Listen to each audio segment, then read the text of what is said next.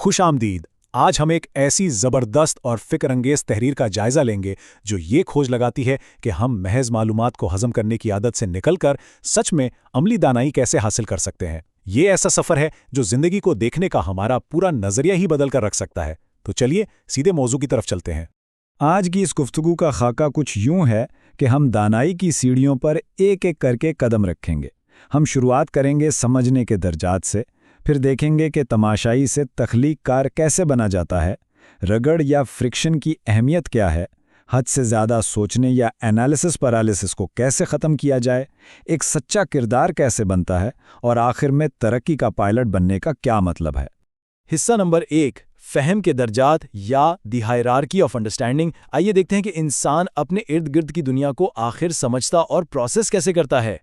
हमने अक्सर एक मशहूर कौल सुना है, मैं सुनता हूं और भूल जाता हूं, मैं देखता हूं और याद रखता हूं, मैं करता हूं और समझ जाता हूं।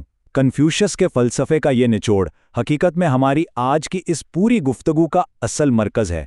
अल्फाज बज़ाहिर बहुत सादा हैं, लेकिन उनके अंदर एक पूरी ज़िंदगी का गहरा फ़लसफ़ा छुपा हुआ है। अब यहाँ दिलचस्प बात यह है कि फ़हम यानी अंडरस्टैंडिंग को 3 वाज़ेह दर्जात में तक़सीम किया गया है। हम गैर फ़ाल तौर पर मालूमात को जज़्ब करने से शुरुआत करते हैं, जो कि पहला कदम है। फिर हम मुशाहिदे या ऑब्जर्वेशन के दर्जे पर आते हैं, और तीसरा और सबसे अहम दर्जा वो है जहां हम प्रैक्टिकली अमल करते हैं। और यकीन मानिए, यही वो पॉइंट है जहां इल्म हमारी ज़ात का हिस्सा बनकर एक गहरी दानिश में बदल जाता है। हिस्सा नंबर 2, तमाशाई से तख्लीक कार की सोच। आगे बढ़ते हुए देखते हैं कि ये दर्जाबंदी हमारे सीखने के पूरे अंदाज को कैसे बिल्कुल बदल कर रख देती है। मिसाल के तौर पर रिवायती तालीम को ही ले लीजिए।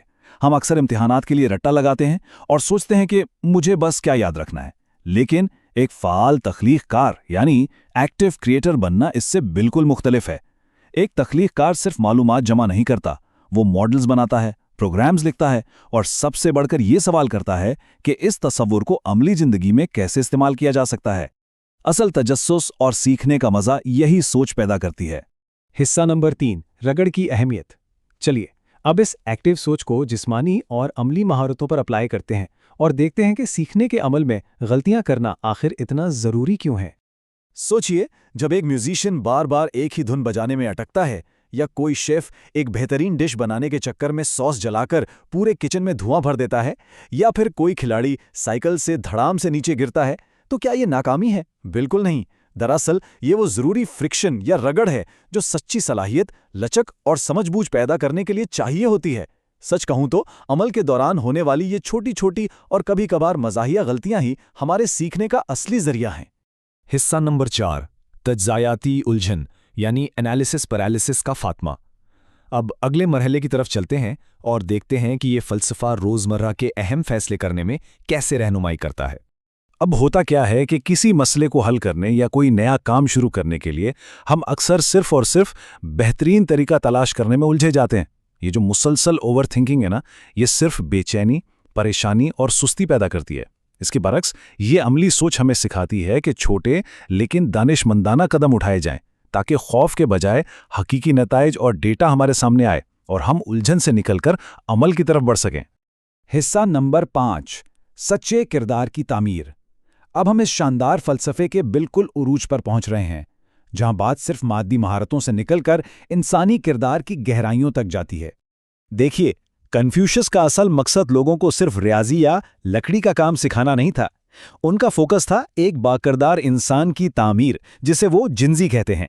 जब सब्र, हिम्मत या ईमानदारी जैसे उसूलों का सिर्फ रट्टा नहीं लगाया जाता, बल्कि बार बार अमल करके उन्हें आदत बना लिया जाता है, तब ये खूबियां दिखावे के बजाय खुद ब खुद फितरत का हिस्सा बन जाती हैं, और दर हकीकत यही सच्चे और हकीकी किरदार की तामीर है। हिस्सा नंबर 6, तरक्की का पायलट। आखिर में आइए इन तमाम ख्यालात को यकजा करते हैं और समझते हैं कि इस कमाल के फ़लसफ़ियाना सफ़र की आखिरी मंजिल क्या है। यहाँ एक अहम बात क्लियर करना बहुत ज़रूरी है। सुनना और देखना यकीनन लाजमी इब्तिदाई कदम है। ये बिल्कुल वैसा ही है जैसे पहले से जानना कि चूल्हा गर्म है या किसी को उससे जलते हुए देखना। लेकिन असली और सबसे बड़ी छलांग इस बात का इदराक है कि ये महज शुरुआत है, ये इल्म की आखिरी मंजिल हरगिज़ नहीं है।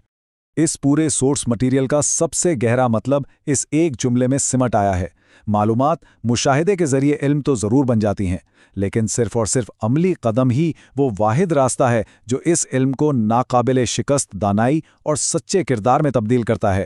کچھ کرنے کے اس تھوڑے مشکل مگر ضروری مرحلے کے بغیر سچی تعلیم ممکن ہی نہیں۔